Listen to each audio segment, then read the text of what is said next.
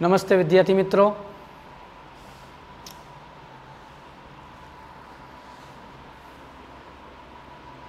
છેલ્લા લેક્ચરમાં મેં તમને કીધું કે હવે પછીના દાખલા છે એ એક કરતાં વધારે આકૃતિઓ ભેગી હશે, બે હશે, ક્યાંક ક્યાંક 3 આકૃતિના શેપ હશે. તો એને આપણે નામ આપ્યું છે સંયોજિત સમતલીય આકૃતિઓનું ક્ષેત્રફળ. આ આપણો મેન મુદ્દો તમારે હેડિંગમાં લખી નાખવાનું, સંયોજિત સમતલીય આકૃતિઓનું ક્ષેત્રફળ એમ કરીને નોંધમાં અથવા તો એરો કરીને લખી નાખવાનું. હવે આપણે ચોરસ, લંબચોરસ, વર્તુળ, અર્ધવર્તુળ, વૃત્તાંશ, વૃત્તખંડ, ત્રિકોણ વગેરે દ્વારા બનતી આ બધાય નામ આપ્યા, એમાંથી કોઈ પણ 2 હોય 3 હોય તો લંબચોરસ, વર્તુળ, અર્ધવર્તુળ, વૃત્તાંશ, વૃત્તખંડ, ત્રિકોણ વગેરે દ્વારા બનતી સંયોજિત આકૃતિ એને કેવી કહેવાય? સંયોજિત. એકથી વધારે આકૃતિઓનો શેપ હોય એ સંયોજિત આકૃતિ. તો સંયોજિત આકૃતિઓના ક્ષેત્રફળ શોધશું. આ હેડિંગમાં તમે લખી નાખજો. પછી દાખલાની શરૂઆત આપણે પહેલા દાખલાની કરીએ. આપેલ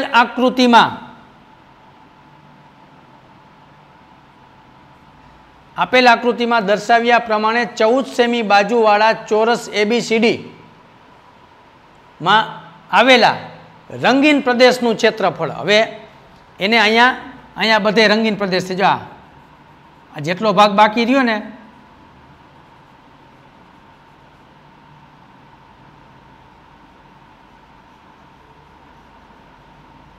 આ બધો રંગીન પ્રદેશ છે.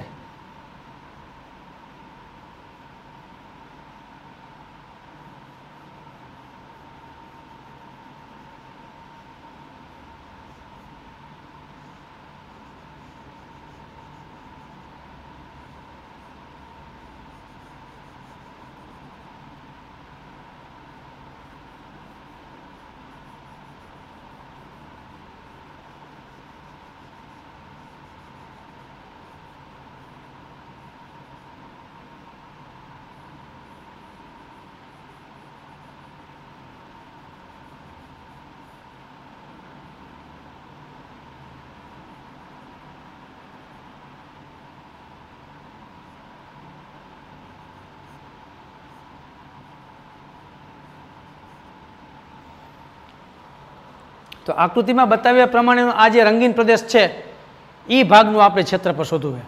હવે આપણે સ્વાભાવિક રીતે વિચારવાનું કીધું છે એને 14 સેમી બાજુવાળો ચોરસ છે. આ ચોરસની બાજુની લંબાઈ કેટલી છે? 14 સેમી. તો આમાંય કેટલી હોય? 14 જ હોય ને, બધી બાજુ 14 જ હોય. 14 સેમી બાજુવાળો લંબચોરસ છે.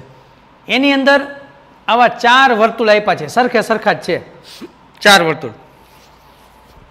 આવી આકૃતિ છે અને એમ કીધું છે કે જે રંગીન પ્રદેશ છે એટલા ભાગનું જ આપણે શોધવું છે. તો આપણને સ્વાભાવિક રીતે પહેલો વિચાર એવો આવવો જોઈએ કે આપણને રંગીન પ્રદેશ કેવી રીતે મળે.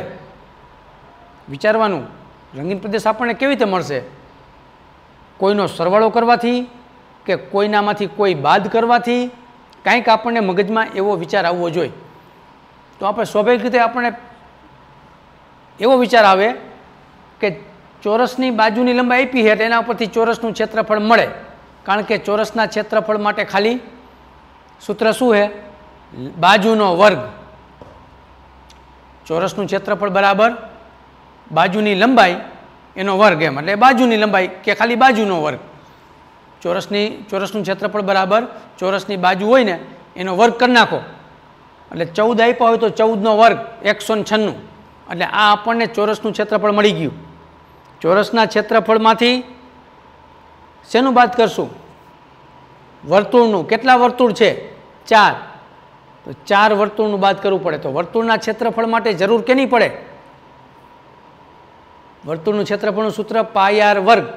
πr વર્ગ એટલે r જોઈ ત્રિજ્યા છે. આમાં ક્યાંય આપી છે? આમાં તો ક્યાંય ત્રિજ્યા વર્તુળની આપી નથી.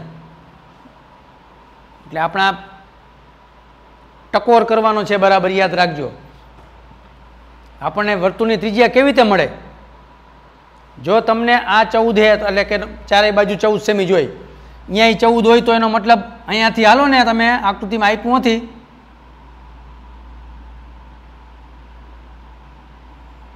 અહીંયા અહીંયા વર્તુળનું કેન્દ્ર હોય, આ 14 હોય તો અહીંયાથી આ ભાગ એ કેટલો હોય? એ 14 જ હોય. કેટલો હોય? 14 જ હોય. વિચારજો, આ 14 તો આ 14 હોય. હવે આ આખે આખો 14 હોય તો આ એક વર્તુળનો વ્યાસ કેટલો થાય?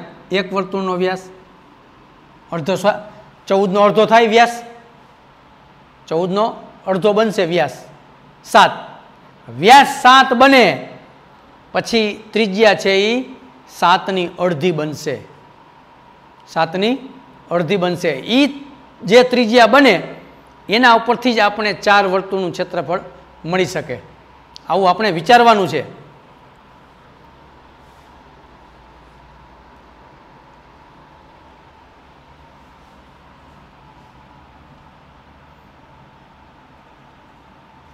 અહીં ચોરસની બાજુ કેટલી અથવા બાજુની લંબાઈ? ચોરસની બાજુ 14 સેમી માટે ચોરસ ABCD નામ આપ્યા છે. ABCD ચોરસ ABCDનું ક્ષેત્રફળ બરાબર સૂત્ર છે બાજુનો વર્ગ. આ બધા આગલા ધોરણમાં સૂત્ર આવી ગયા. લંબચોરસનું હોય તો લંબાઈ ગુણ્યા પહોળાઈ, ચોરસનું ક્ષેત્રફળ એટલે લંબાઈનો વર્ગ. લંબાઈનો વર્ગ કયો? એ જ બાજુનો વર્ગ, બે એક જ. ચોરસની લંબાઈ એટલે દરેક બાજુની લંબાઈ એમ. લંબાઈનો વર્ગ કયો કે બાજુનો વર્ગ કયો? બે એક જ, બે એક જ. ચોરસનો લંબાઈનો વર્ગ કયો કે બાજુનો વર્ગ કયો? બે એક. તો ચોરસ ABCDનું ક્ષેત્રફળ બરાબર બાજુનો વર્ગ. બાજુ છે 14, 14નો વર્ગ 196 સેમી સ્ક્વેર. ચાલો, આ આપણને મળ્યું ચોરસનું. હવે દરેક વર્તુળ માટે આપણને વ્યાસ પહેલાં શોધવો પડે. દરેક વર્તુળનો એક જ સરખો થશે તો પ્રત્યેક વર્તુળનો વ્યાસ, પ્રત્યેક વર્તુળનો વ્યાસ શું બનશે? તમને મેં કહી દીધું. આ 14 હોય તો અહીંથી કેન્દ્રમાંથી જવા દો એટલે 14 જ મળે. કેન્દ્રમાંથી જવા દો એટલે કેટલું મળે? 14. ગમે ત્યાંથી તમે અહીંથી આ ભાગ તમારે 14 જ મળશે, બધોય ભાગ 14. તો આપણે કેન્દ્રમાંથી જવા દેવાય તો જ આપણે ત્રિજ્યા મળે ને, તો જ આપણું મગજ છે એ કાંઈક નવો આઈડિયો વિચારે. તો પ્રત્યેક વર્તુળનો વ્યાસ કેટલો થાય? આખો 14 હોય તો પ્રત્યેકનો વ્યાસ કેટલો? 7 7. આય 7 ને આય 7 થઈ ગયા 14. અહીંયા લખો તો આય 7 ને આનો વ્યાસ એ 7 એટલે આખી લંબાઈ 14 થઈ ગઈ. બસ. તો પ્રત્યેક વર્તુળનો વ્યાસ બરાબર 14/2 બરાબર 7 સેમી. હવે આ તમને વ્યાસ મળ્યો, એના પરથી ત્રિજ્યા લઈ લઈ. પ્રત્યેક વર્તુળની ત્રિજ્યા R બરાબર 7/2 7/2 સેમી. આ આપણને દરેક વર્તુળની ત્રિજ્યા મળી. દરેક વર્તુળની ત્રિજ્યા મળી ગઈ એટલે હવે એક વર્તુળનું ક્ષેત્રફળ ગોતો તોય ભલે, આપણે શોધી તોય ભલે, અને 4 વર્તુળનું ક્ષેત્રફળ શોધી લઈ તોય ભલે.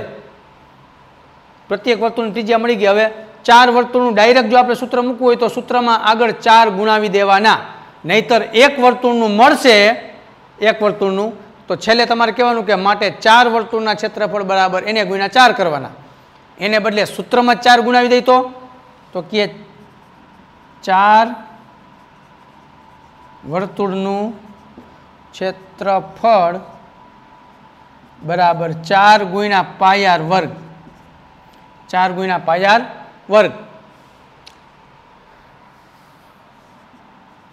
4 ગુણ્યા પાય એટલે 22/7 ગુણ્યા r એટલે 7/2 છે r, તો 2 વખત 7/2 ગુણ્યા 7/2 7 7 ગયા, 2 દૂને 4 અને અહીંયા 4 એ ગયા.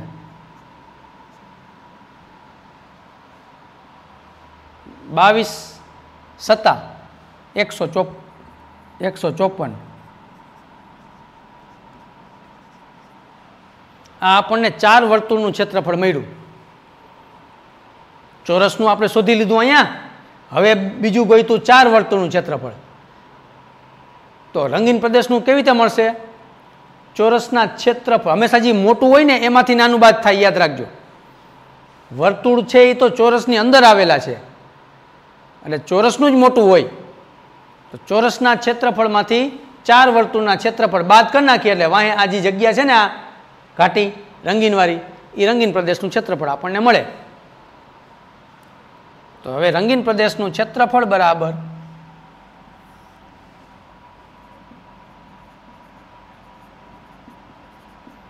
રંગીન પ્રદેશનું ક્ષેત્રફળ બરાબર ચોરસ ABCDનું ક્ષેત્રફળ માઇનસ શું થઈ છે? માઇનસ 4 વર્તુળનું ક્ષેત્રફળ બરાબર ચોરસનું છે 196 માઇનસ 4 વર્તુળનું મળ્યું 154. 6 માંથી 4 જાય તો 2, 19 માંથી 9 માંથી 5 જાય તો 4, 42 સેમી સ્ક્વેર. આ આપણને રંગીન પ્રદેશનું ક્ષેત્રફળ 42 સેમી સ્ક્વેર મળ્યું. કેટલું? 42 સેમી સ્ક્વેર. રંગીન પ્રદેશનું ક્ષેત્રફળ બરાબર ચોરસ ABCDનું ક્ષેત્રફળ માઇનસ 4 વર્તુળનું ક્ષેત્રફળ. રંગીન પ્રદેશનું ક્ષેત્રફળ શોધવું હોય તો શું બને? ચોરસ ABCDનું ક્ષેત્રફળ માઇનસ 4 વર્તુળનું ક્ષેત્રફળ. આવું સૂત્ર છેલ્લે આપણે વાપરવું પડે. તો એ આપણે મૂક્યું અહીંયા. રંગીન પ્રદેશનું ક્ષેત્રફળ બરાબર ચોરસ ABCDનું ક્ષેત્રફળ માઇનસ 4 વર્તુળનું ક્ષેત્રફળ એટલે કે 196 માઇનસ 154 એટલે 42 સેમી સ્ક્વેર મળે. તો આ રીતે સંયોજિત સમતલી આકૃતિના ક્ષેત્રફળ આપણને આ રીતે મળશે. એક આકૃતિ હશે એની અંદર બીજી આકૃતિ બનતી હશે અથવા તો બતાવી હશે અને આપણે એમાં રંગીન પ્રદેશનું ક્ષેત્રફળ છે એ શોધવાનું કહીએ તો આ રીતના દાખલા આપણા બનશે. ચાલો હવે આપણે એક બીજો દાખલો જોઈ.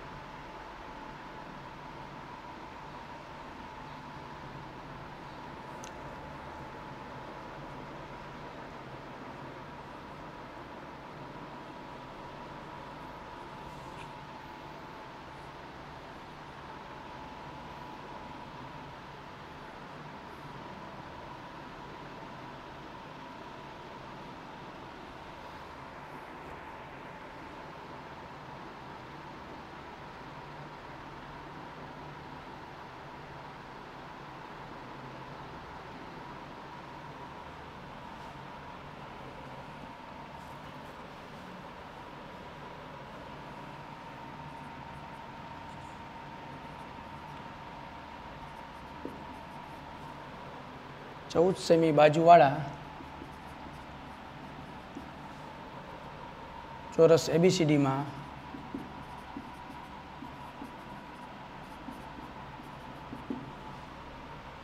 बे अर्ध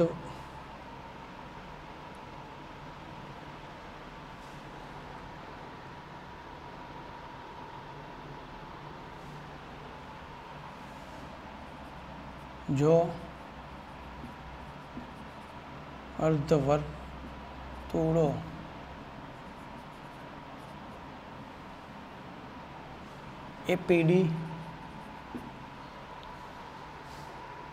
એપીડી ને બીપીસી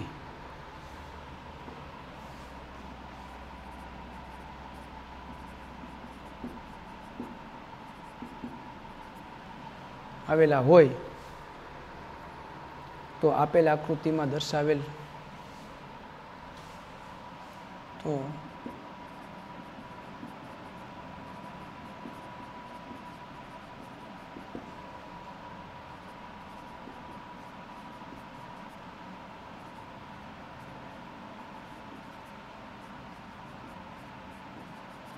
રંગીન ભાગનું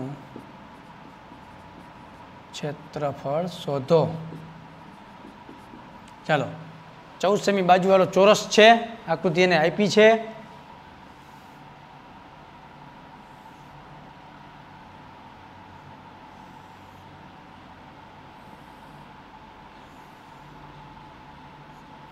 એમાં 2 અર્ધવર્તુળ દોરેલા છે.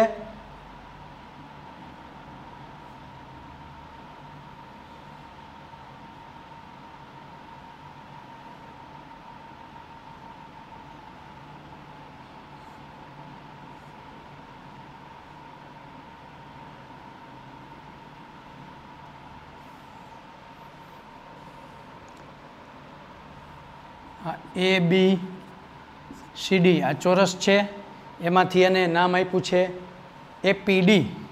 અહીંયા પી નામ આપ્યું આ બાજુ, તો એપીડી ઈ અર્ધવર્તુળ થયું. અને આ બાજુ લખો તો બીપીસી, આ એક અર્ધવર્તુળ બન્યું. આ એપીડી અને આ બાજુનું બીપીસી, આ 2 અર્ધવર્તુળ છે.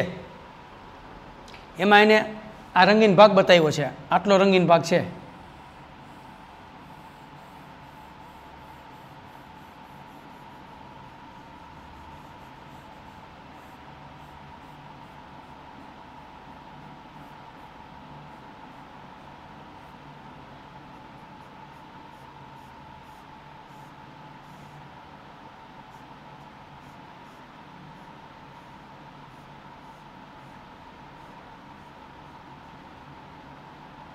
ચાલો આ રંગીન ભાગ છે,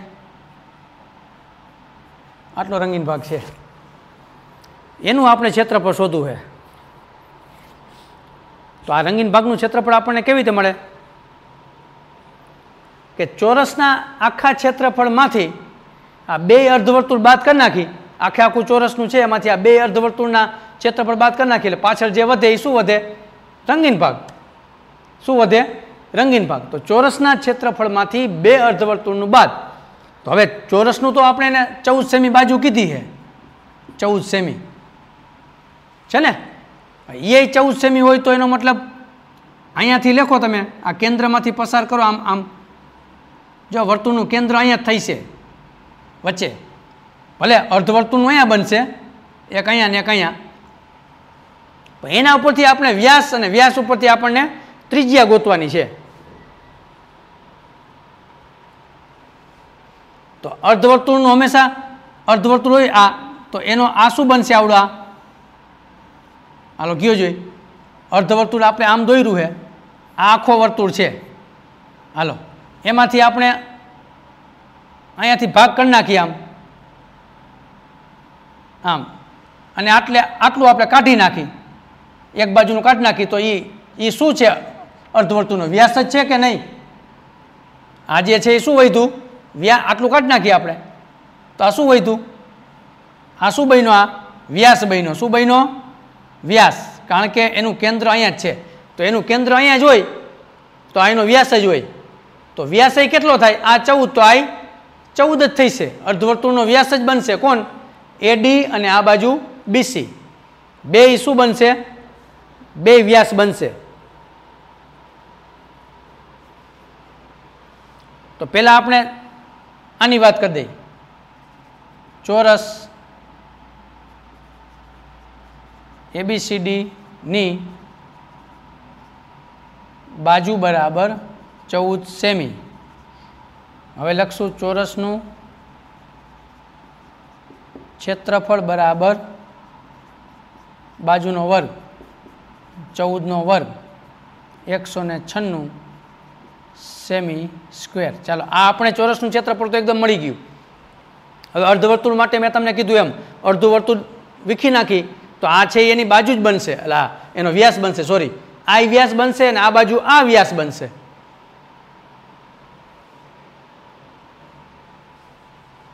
એને આપણે કહીશું એડી અને બીસી.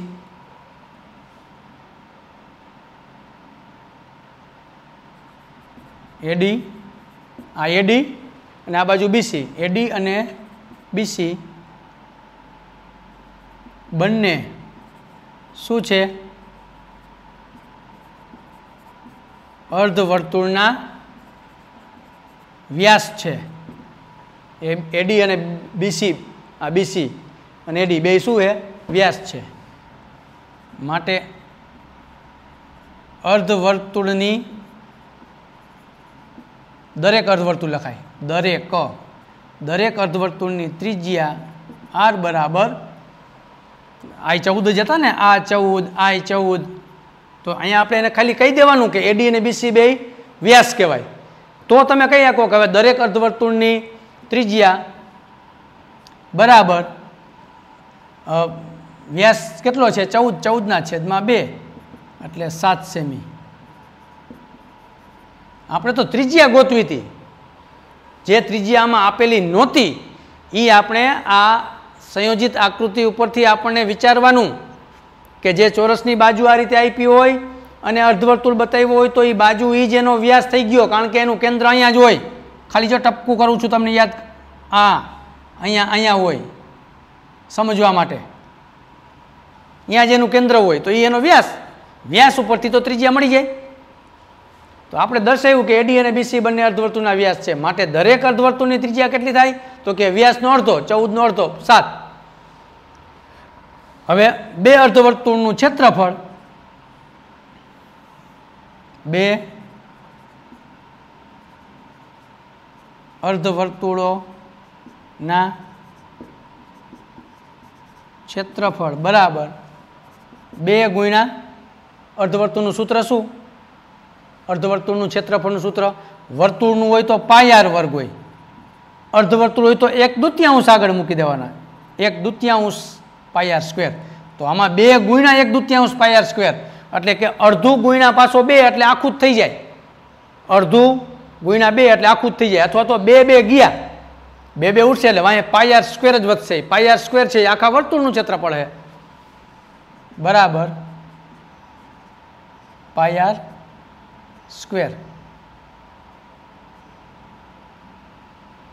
આમ અહીંયાની અવડા નાખો તો ભલે, બરાબર પાય r સ્ક્વેર મૂકો, બરાબર પાય એટલે 22/7 ગુણ્યા r એટલે 7 ગુણ્યા 7, 7 ગયા 22 × 154 સેમી સ્ક્વેર. બે અર્ધવર્તુળનું કુલ ક્ષેત્રફળ આપણને જો સૂત્રમાં જ 2 મૂકી દીધા, 2 ગુણ્યા અર્ધવર્તુળ, એમાંથી 2 ગયા એટલે પાય r સ્ક્વેર, એમાં આપણે કિંમત મૂકી એટલે 154 સેમી સ્ક્વેર થયું. આ બેયનું થઈને 154 થયું, આ બેય થઈને આખા ચોરસનું આપણને 196 મળ્યું, 196 સેમી સ્ક્વેર મળ્યું. અને આ બે અર્ધવર્તુળ થઈને આપણને 154 મળ્યું, 154 સેમી સ્ક્વેર. તો હવે રંગીન ભાગનું ક્ષેત્રફળ બરાબર સૂત્ર યાદ કરીને આપણે મૂકીએ.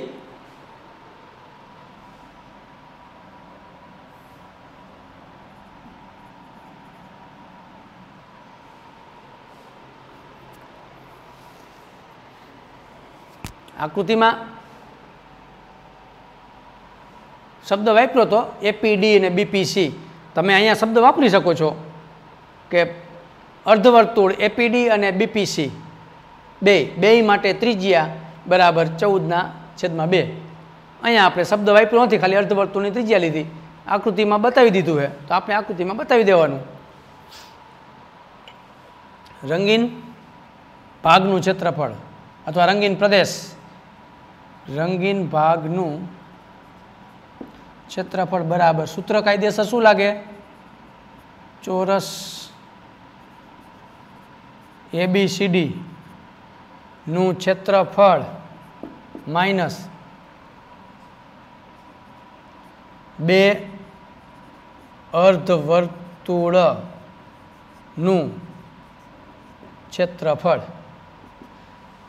સૂત્ર તો વાપરવું પડે ને. રંગીન ભાગનું ક્ષેત્રફળ બરાબર ચોરસ ABCD નું ક્ષેત્રફળ માઇનસ 2 અર્ધવર્તુળનું ક્ષેત્રફળ. ચોરસનું છે 196 સેમી સ્ક્વેર માઇનસ 2 અર્ધવર્તુળનું બનશે 154. ચાલો 6 માંથી 4 જાય તો 2 અને 19 માંથી 15 જાય 4, 42 સેમી સ્ક્વેર.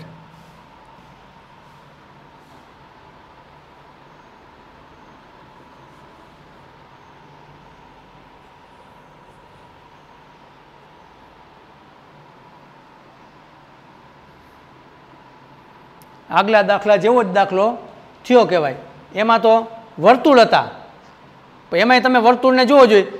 આગલી આકૃતિ આ તમે સરખાવશો એટલે બે તમારા મગજમાં એ બેસી જશે. આગલી આકૃતિમાં 4 વર્તુળ હતા, પણ અંતે તો એને તમે અર્ધવર્તુળ તરીકે રજૂ કરી શકો છો. પહેલાંમાં જો આવું જ આવ્યું હતું. આ 196 આવ્યું હતું, અહીંયા 154 આવ્યા હતા, એની બાદબાકી 42 આવી હતી. પણ અહીંયા આકૃતિનો શેપ બદલી ગયો, આકૃતિનો શેપ બદલ્યો, પણ ક્ષેત્રફળના ભાગમાં કોઈ ફેરફાર ન થયો. તો આ રીતે 14 સેમી બાજુવાળું ચોરસ તમને આપ્યું હોય અને એની અંદર 2 અર્ધવર્તુળ નામ આપ્યા હોય APD અને BPC, બરાબર. તો રંગીન ભાગનું ક્ષેત્રફળ આ શોધવું હોય તો આ રીતે ચોરસના નામ આપીને APD અને BPC આ 2 અર્ધવર્તુળ છે. વળી પાછું કહું છું કે ચોરસનું તો મળી જાય 14નો વર્ગ એટલે ડાયરેક્ટ 196. અર્ધવર્તુળ માટે ત્રિજ્યા જોઈ તો એના માટે તમારે વિચારવું પડે કે આ અર્ધવર્તુળનો હંમેશા વ્યાસ બને આ, અને અહીંયા અર્ધવર્તુળનો વ્યાસ આ થાય અર્ધવર્તુળ, કારણ કે એનું કેન્દ્ર અહીંયા હોય અને એનો વ્યાસ બને. વ્યાસ બે નામ આપી દેવાય, AD ને BC, બે વ્યાસ. એટલે દરેક વર્તુળની ત્રિજ્યા 14ની અડધી 7. ત્રિજ્યા મળી ગઈ એટલે પછી તો ક્યાં પ્રશ્ન જ છે. સૂત્ર વર્તુળના ક્ષેત્રફળમાં આપણે ખાલી ત્રિજ્યા જ જોઈ એટલે આપણને આખા વર્તુળનું મળે ને અડધા વર્તુળનું મળે. તો 2 અર્ધવર્તુળનું ભેગું શોધી લીધું 154. પછી રંગીનનું કીધું તો ચોરસમાંથી 2 અર્ધવર્તુળ બાદ એટલે આપણને 196 માંથી 154 બાદ કરી તો 42 સેમી સ્ક્વેર આ રીતે આપણને મળે છે. તો આવા દાખલા હજુ આપણે વધુ ને વધુ ગણવાના છે. તો હવે પછીનો લેક્ચર છે એ આગળ આપણે જોશું. અસ્તુ.